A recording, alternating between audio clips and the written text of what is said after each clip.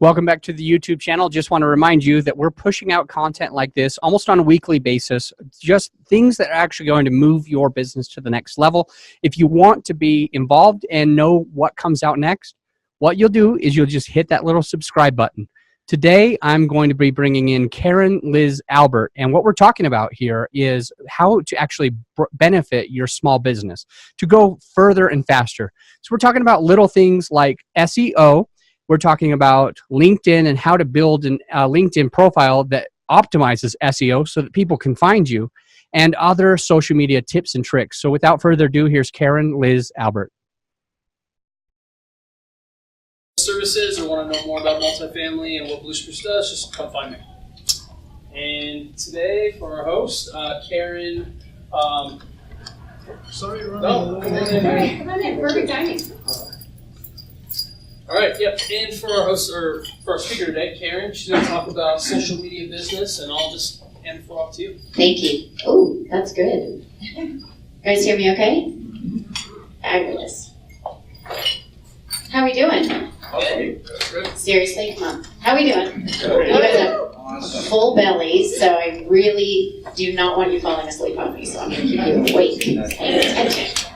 Well, first of all, I just want to say thank you so much for coming here today and listening to little old me. I don't take that lightly. I know you guys are all very busy professionals, so I want to just thank you for taking the time out to come and spend the next hour or so with me. I will probably speak for about 40 minutes about that, and so then we can certainly have opportunity for questions, which there always tends to be questions after we talk about social media marketing. So before we get started, do you mind if I just tell you a little bit about myself? Who is this woman standing up here in front of me? Thank you. So I am Karen Albert. I am owner and founder of a company called Behind Your Curtain. So basically I make it look like you, but it's actually me behind your curtain. That's how that works, a little Wizard of Oz-ish reference there. So my background, I'm originally from Los Angeles, California. I've been here for a little over a year by way of Dallas. Don't ask. And before I got into social media marketing and started my own company, I was in the corporate world, worked for a software company for about 16 years, sales and marketing. And so that was all really exciting, making other people a whole lot of money, right? And you know, when we were dealing with marketing in the old traditional ways, you would put your copy together and then you would have to hand it over to the distribution, like the newspaper or the radio or whatever the media source is.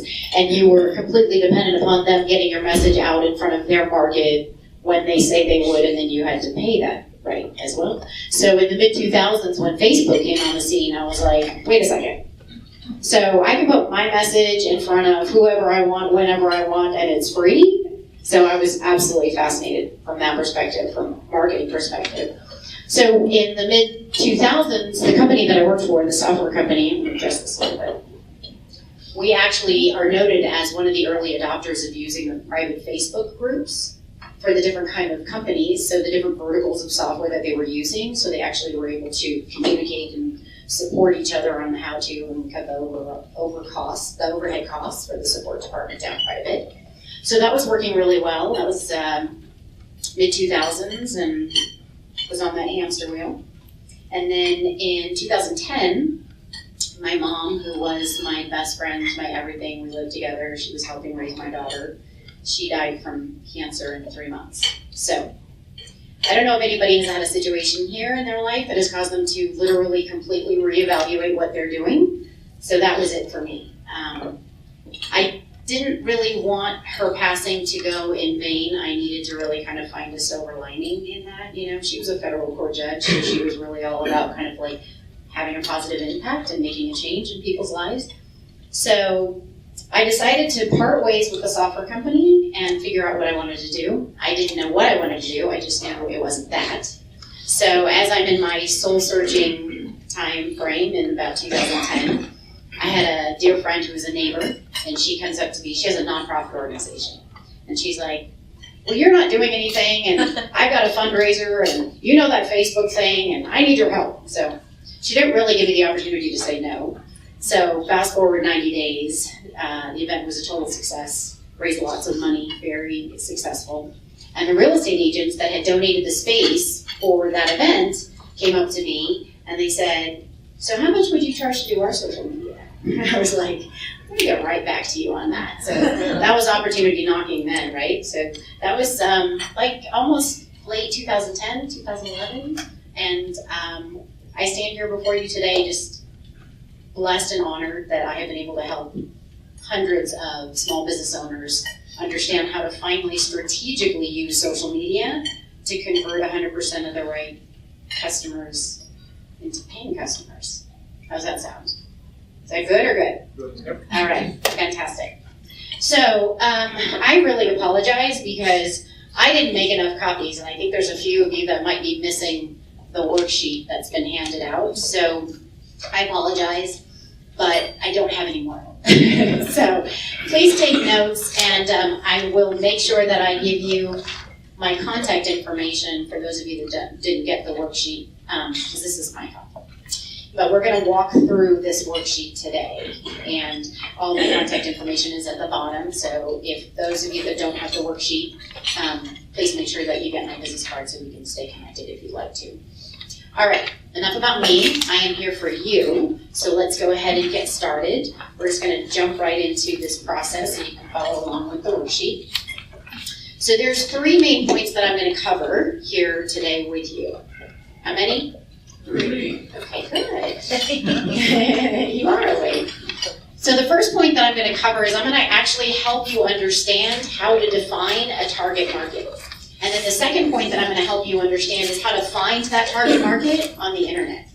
And then the third point that I'm going to cover is how to help you understand how to use the social media to get in front of that target market. Good? All right.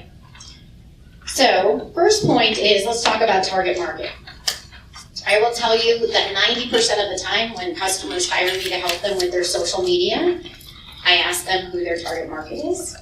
And they look at me like, everybody that needs my service? I'm like, okay, how's that working for you? Probably not so good.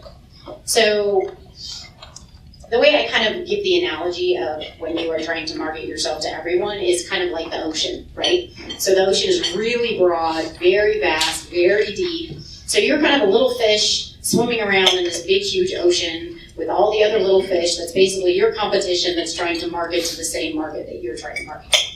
So what I like to do with my clients is I like to make them a big fish.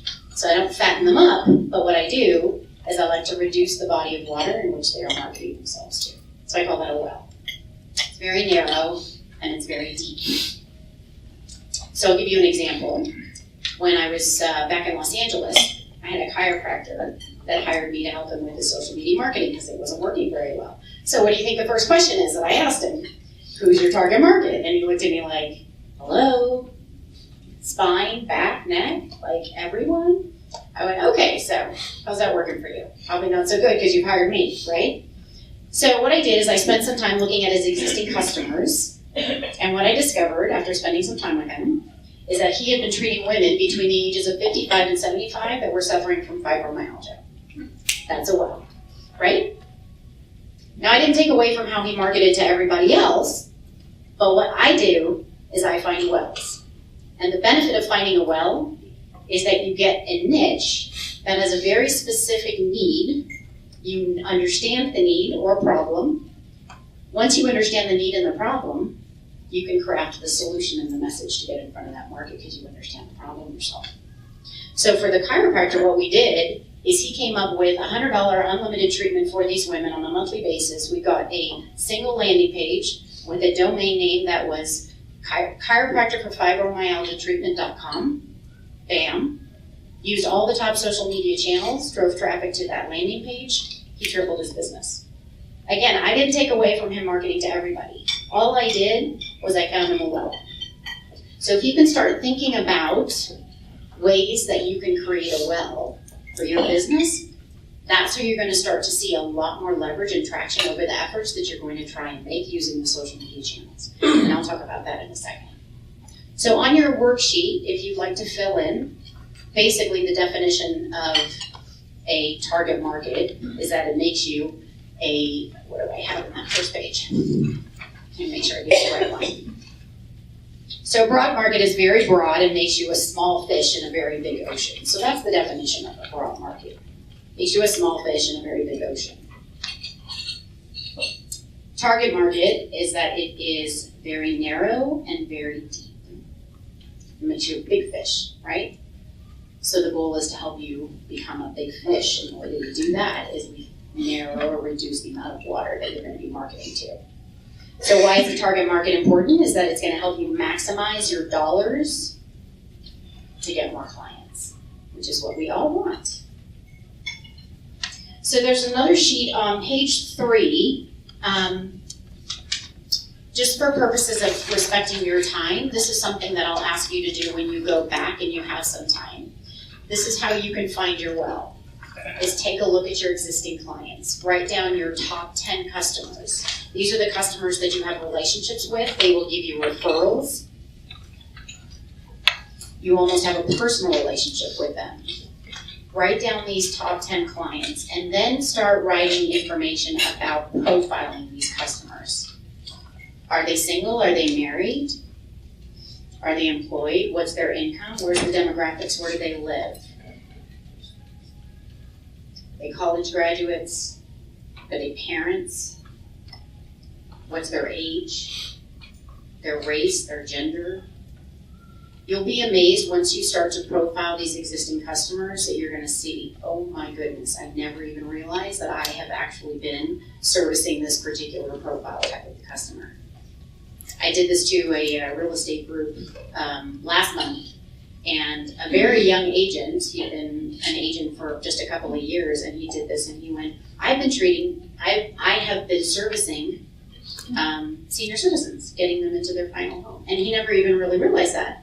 So do you think now that he understands, if he's seeing a consistency, that he's being able to provide service to senior citizens, his message is going to be a lot different now, right? Because the need and a pain that you're solving for senior citizens is entirely different than a pain or a problem that you're solving for first-time home buyers or newlyweds. Newlyweds are great niches because you know exactly what their need is, the problem that you're solving. So spend some time thinking about that. And then also the psychographics. So psychographics is how they spend their time, how they spend their money. So are they food enthusiasts? Do they love wine? If they're parents, their whole world is about their children. So the benefit of understanding not only the profiling of what these customers look like, but if you also understand quality of life and what makes them happy in your marketing, you can find articles that maybe can relate to their lifestyle. So really, marketing isn't always about us assuming that we know what the pain or the problem is. Marketing is about getting really clear on who your target market is, who that customer is, what they look like, what is the pain and the problem that you're solving for them, how do you make their life better? Because we always want to be selling the destination, right? Not the journey. So you're never going to see a commercial or anything advertising about how wonderful your plane ride is going to be when you get to Hawaii, right? No, it's about you got your toes in the sand and a drink with an umbrella in it. That's the destination. So when we did the marketing for the chiropractor, it was all about how he could make their life better. He understood the problem, right? Really clear. I get your problem. I can take you from this problem to this destination. And what this destination is going to look like for you and how wonderful your life is going to be once you get there. These women could have been strung up by their ankles for all they care. They just knew that he got it and he had a solution. Does that make sense? So spend some time going over that. That's going to be really, really powerful for you. Okay, so that's step 1. Understanding your target market. Profiling, get really clear on the pain and the problem that you're solving. So the step 2 is then how do you use the internet to get in front of that market? So there's always 2 types of customers that you are wanting to make sure that you are always taking care of when you are doing your marketing. The first one, which we basically call your social media community, those are what we call your buyers. So we call them a buyer because they're connected with you, right? They've liked your page, they're following you on Twitter, so they're closer to potentially becoming a buyer. So that's one community. The other community that you have that doesn't know about you yet, which are those that are searching on Google, we call those the browsers. So let's talk about the browsers for a second. So I'm Google, right? I'm at the helm. Someone comes up to me and is looking for flowers. Google goes and searches the billions of websites. Here's the first one, connects, off you go. And you're in the back and you're like, wait a second. I sell flowers. My flowers are way fresher than theirs, and I'm local and I have free delivery. And Google goes, guess what? Don't care. Because you didn't do a good enough job of telling me that that's what you do. So how do you tell Google that that's what you do? I'm so glad you asked. I'm going to tell you. So what happens is on a daily basis, Google sends out these bots or spiders, right? And they go and they scan the billions of websites that are out there.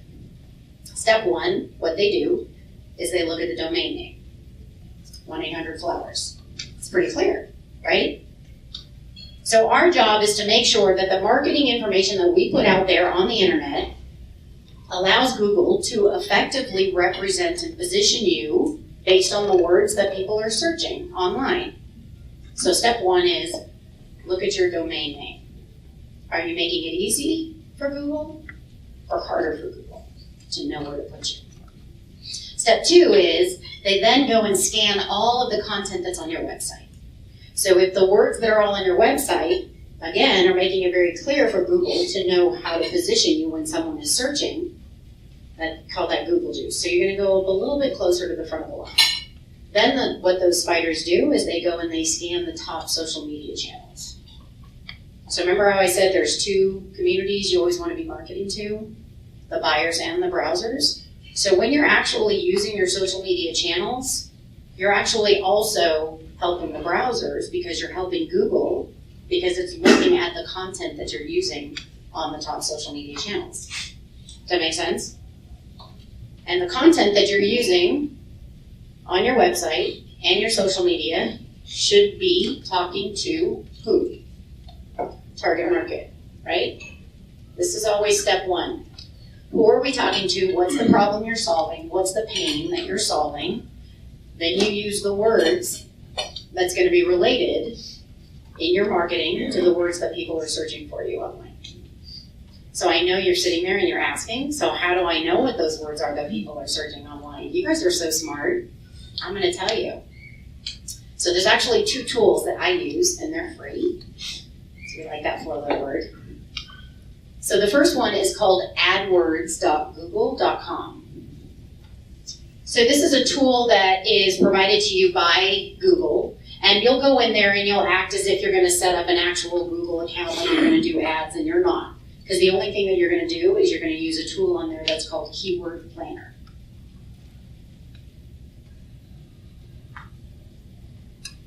So the cool Keyword Planner, so it's google.adwords.com. Keyword Planner is the tool. So here's the really fun, Is Google.AdWord or AdWord? I'm so sorry. Let me make it more confusing for you. AdWords.google.com. I'm sorry. Thank you for clarifying. So here's what you do. You go in and you're able to identify the geographical area that you want to find out the words that people are searching for on a monthly basis. I highly recommend that you start as geographically narrow as possible. I'm all about narrow, right? Can you see the consistency? We're getting narrow with our target market. We're getting narrow geographically. Especially if you have a business where you really want to support the local geographical area. You do events in the Denver area. You could go down to zip codes in there if you wanted to. So you say, this is the geographical area, Google, I would like you to tell me, and you put in the keywords that you think people are using to search for your product or service. And Google then tells you the number of people on a monthly basis in that geographical area that are searching using those keywords. It's pretty cool. But the other cool thing that it does is it gives you another list that says, oh, by the way, here's all these other words that people are using to search for your product or service. 9 times out of 10, those are better, it's a higher number, than the ones that you hadn't even really thought of. Because remember how I said we don't always want to assume, but that's what we do because we're so close to our business that we think we know what the words are. But once you get close to the customer, those are the words you want to be using, not the words that we think. It's all about the data. I'm all about data. And this is what we're looking for. We're looking for data here that's actually going to support the marketing strategy that we want to put together. So until you have that data first, you know who the customer is, what's the problem, and what are the words that those people are using to search on a monthly basis to find you. Then it's going to be a lot easier for you to start crafting some messages using those words, right? Because we've got the bots that are scanning the websites, and what are they looking for? They're looking for words that are going to match the ones that people are using to search for on a monthly basis. So, you had a question? You know, once you know the words, is it just that those words are on your site, or does it matter the frequency or how many times you use that word as well? Good question. So she's wanting to know the frequency of how you use those words. So I'm not going to answer that because I do answer that. Okay. But make sure that I've answered. Okay. That makes sense. Indirectly answering it. So once you get a list of those keywords, and I call it kind of the sweet spot. Because what I'm looking for is I'm looking for a high enough demand, right, where we know that there's enough people that are interested in the service that we're providing, but there's not so much on the supply side that we would really never be able to rank or from a search engine optimization perspective, right? Does that make sense? So it's the whole supply and demand logic, right? So if on the competition side it's so saturated, then you really don't want to invest in that. So you go back to the keywords and find that sweet spot number. So the more narrow you can get with those search words, the more of that sweet spot opportunity you're going to find. So, for example, the fibromyalgia, that was very narrow. So I was able to really get very targeted with what are the specific words that those people are using for a solution to the pain. If I just did, fibromyalgia treatment, that's pretty broad. So I didn't really find the sweet spot in there. So the more narrow you can get, more descriptive you can get, that's how you're going to basically start to reduce those numbers. So the sweet spot numbers that you want to look for on the supply side, demand side, is around 2,500 because you're in a narrow geographical, right? If you're in the United States, that's too broad. You're not going to see some return on your effort. So start narrow in your backyard. About 2,500 on a monthly basis is a good number. So then what you do, once you've kind of got a good list of those keywords, then you go over to Google and you put those words in Google. And what happens is Google then gives you the number on the top left-hand side right underneath the search bar. That number is the number of websites that Google is displaying based on the words that you just put in. A lot of times it's billions, right? Which is really overwhelming, but we really only hear about page 1 because it's something like 7% now actually click to page 2. So it's nothing. Like who in here clicks to page 2? Well, you're 7%. I go to 3. You go to 3? You have too much time on your hands. I support the smaller companies, that's why. Got it. Okay. Yeah. So the more narrow you get with those words, the more opportunity that you're going to have with getting that sweet spot. So on the supply side, you want to get around 250 to 500,000. And I know that seems impossible, but the more narrow you get, you're going to do it. You'll find that well, I promise you. So I have an attorney in Dallas that hired me to help her with her social media marketing. So basically spent time with her. She did everything, right? So she was like family, wills, trust, all of it. I was like, okay, that's an ocean right there, right? She's a really small fish. So I needed to find the well for her. So spent some time, researched what does she do and consistency. So she definitely had some patterns with helping single moms acquire child support. So I was like, all right, well that can be a bit nichey, right? 33,000 people in her little geographical area searching for child support. I said, guess what you do? She's like, well, I said, I don't care. You hired me. I'm going to cast the widest net in front of the largest demand where there's not so much competition. We got DallasChildSupportAttorney.com. What? Yeah. I didn't take away from her website or how she markets to everybody else. What I do is find the well so we can move the needle so you can start seeing some actual income being generated because you're understanding what the problem is. And once you understand the problem, you can communicate the solution. Does that make sense? The destination. Right? Okay, so I think we've talked about point 2 quite a bit.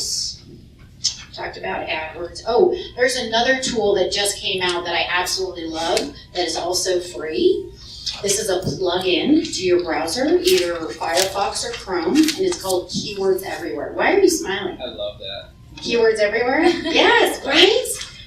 And the downside to it, however, is the only geographical area as narrow as you can get is United States. But it's still kind of good because you can put the word Denver in the words, right? So that helps you narrow it as well. And that also will tell you the number of people, and it'll also say, oh, by the way, here's a whole other list of people. I just got hired recently by a woman who's an image consultant, and she wants to target older professional women. And there's something like, I forget what the number was, but it was a really good number around in the Denver area. It was women wanting to know how to dress to get a raise. I was like, oh, we're going to talk about that for you for sure, right? Because here's the other wonderful thing. Those keywords that you're going to get the list of, those are really great blog article topics, people. And why do you want to write blogs? Is because what happens is when those spiders or those bots go and they scan your website and they're looking for keywords, websites tend to be really static. We don't change our websites a whole lot. If it's static and nothing changes, those bots will stop scanning your website.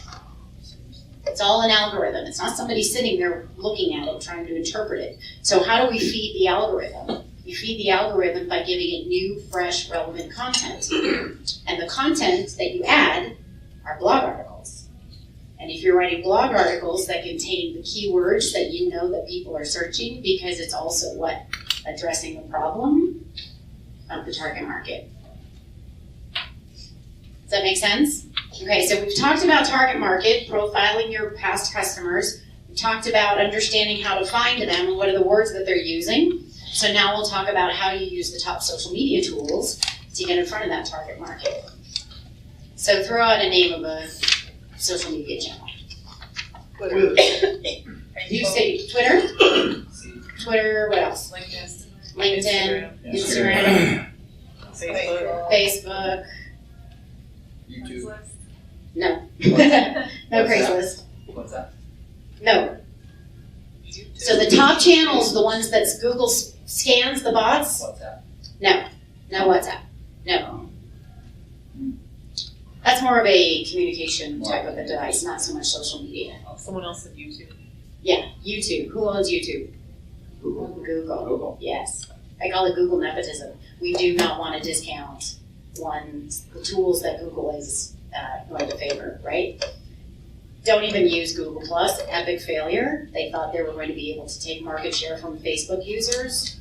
Never going to happen. Yeah, we're too committed. So you've got Facebook, Twitter, LinkedIn, Instagram, YouTube.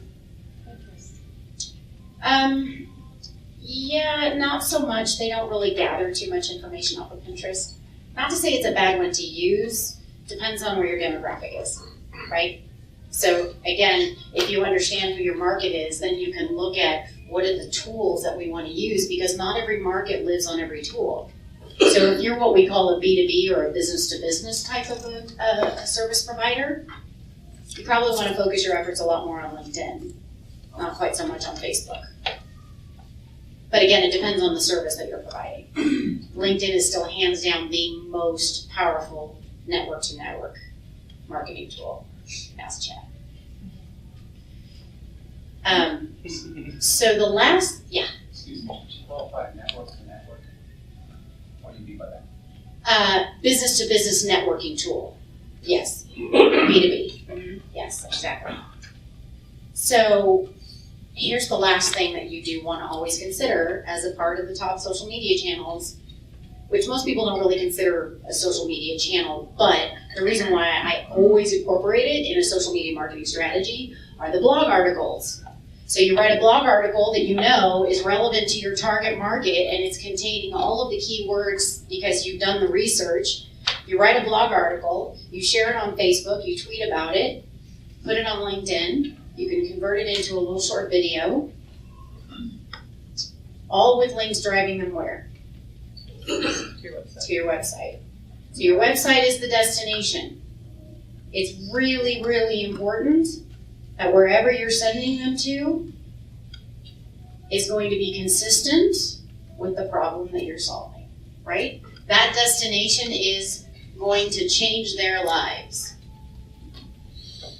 So I've talked a lot about landing pages. Landing pages are not websites. They're a single page. You can't click off to go to another page. It's all about retention and getting them to convert.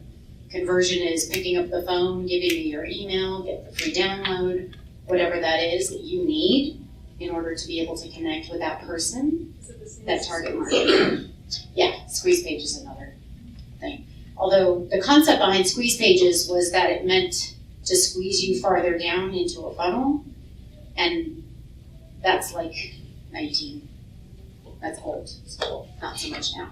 Really, you just want to create a single landing page that speaks to what the problem, right? You understand the problem, you've got a solution to it, and you've got testimonials that speak to the fact that you have solved this problem for so many other people, and you're speaking to how wonderful their life will be as a result, and that they'll just want to stay connected with you. But that's the strategy. The whole strategy is just understand who you're talking to, what are the words that you want to use, using the top social media channels, containing those keywords, right? And driving them to your traffic. Driving them to your website, your landing page. Did I answer your question for you? If you're using those consistently in social media, that's how it's going. Yeah, exactly. So was that helpful? Yeah? Did you guys learn something new today? Yes. Okay, fantastic. So would you guys like all this information in like a download guide where I've got actual charts and sort of my voiceover? I have that as a free guide available for you. Okay. So what I need you to do is pull out your smartphones. And you're going to see what I'm doing for you here. I'm building my marketing list. So you're going to send me a text message. So you're going to start a new text message. And the number that you're going to be sending the text message to is 26786. So that's the 2. It's 26786. And then the message that you're going to be sending to me is all one word. Karen rocks. Right? Because she does, right? ROCKS. Now once you type that in, spell check's probably going to want to make it 2 words. So before you hit send, fix it. It's got to be all one word. Doesn't matter about upper or lowercase. It's KARENROCKS. And you're sending that to 26786. And once you hit send, you're going to get a message that's going to come back with a link for you to be able to download that guide. So this is also a really great tool for any of you guys that do any type of list building. So Yes. to kind of circumvent this whole presentation, how do you get paid and what do you charge? Oh, I hate it when you ask this question. Thank you for asking that. But hourly or? No, I am not hourly. I have different What do programs. you do? Thank you for asking for that. Do you guys mind if I talk about that? Do you have that interest as well? Is that okay? Yeah. Okay. Yeah. So I'm a strategist by heart and nature and design and love. As you can tell, I'm all about making sure that we are as effective as we can be when it comes to social media marketing. And so I work with companies to do basically everything that I just pretty much talked about here, is that we'll sit down together and I'll kind of take a look at helping you uncover target market, do all the keyword research for you, put that entire strategy together. So that's one option. The other is that I have a program that helps people just kind of get a facelift on their social media presence. So people might feel like they're good with it, they know who their market is, but they really kind of just need that boost in their social media pages. And so I go in and kind of breathe some life to it, do some of that keyword research for you, optimize all of the pages over a 30-day period. We work together. So I'm kind of doing it for you and with you at the same time. So after 30 days, you're pretty well prepared to kind of go off in that sense as well. So those are kind of the two different packages that I have as well. So That's by the package, by the hour, or by it's by the package. So the strategy, if I do that whole thing, that's $2,400. The 30-day program is $1,000. Yep. Any questions? Anything, Chad? I've got a LinkedIn question for you. Okay, a LinkedIn question. I managed my partner's profile and I built it well over 20,000 followings, and it seems like LinkedIn gives you no reach on your posts. So he's got 20,000 followings, and his best reach was like 3,000 people, and the engagement is just super low. And so like the only real ROI I found in LinkedIn is through the DMs. And so I'm curious, like if you agree or like have any algorithm strategies or whatever, because I'm just not feeling the reach on LinkedIn. So, and then same with paid LinkedIn advertising, it does not convert like Facebook advertising for me. So I ran a few campaigns and just cut it out. So I was just curious to hear more from your experiences. Yeah, I totally agree with that. Yeah, I don't invest and tell my clients to invest any money in paid LinkedIn. Yeah, it's not worth it at all. But yeah, so with every social media tool, there's basically two primary objectives that you're using it for. One is for brand awareness, right? So that you are constantly putting out content so that your brand is staying alive and you're pumping oxygen into these channels and the algorithms. And then the other is using it for ways to connect with other individuals that are on that tool. When it comes to LinkedIn, you're really only putting posts to feed the algorithm, and that's it. You're not doing posts, especially on LinkedIn, to really do anything other than that. It's just keeping you active on there. I get probably 80% of my business is through LinkedIn, and the reason why is that I'm strategically connecting with those niches that I'm going after at the time, and then I put a private message to them, and then I convert that into a meeting or a phone call. It's not going to happen through the posts at all. So, yeah, it's all through the DMs. Yes. For the landing page, creating a domain name based on the AdWords and keywords, and that's a landing page. Does that matter if that landing page has content, or can you just forward it to your website? Okay, so a landing page has to be attached to the domain. Okay. So the bots don't like rerouting or redirecting. That's a thumb down. Okay. And the reason why is because they're like, well, if you're marketing for this and then you're sending them somewhere else, they're not happy about that. So And the landing page, really, you want to take advantage of a landing page because that really should be the page that you are expressing and communicating clearly how you can solve that problem. is it short and Website's sweet? more like a brochure, like Okay. a digital brochure. Okay, so short and sweet about the problem and the solution. Exactly. Thank you. You're welcome. Anything else? Any other questions? Yes.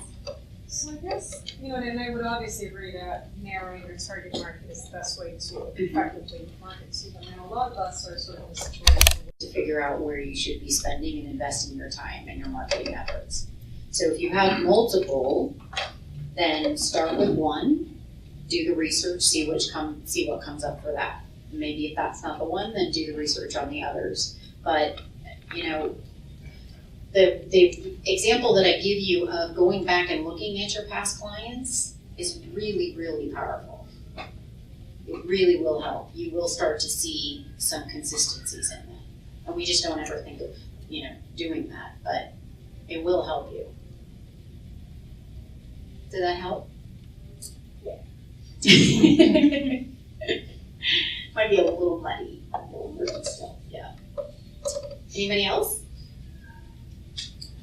No? Are we good? Was this helpful? We learned something? Okay, fantastic. Well, all my contact information is at the bottom of the worksheets. If you didn't have a worksheet, I can give you my business card. Follow me on Facebook. Find me everywhere. shocker, I'm all over social media. So thank you so much for the opportunity to speak to you today. I really do appreciate it. Thank you guys. I'll tag every single one of you.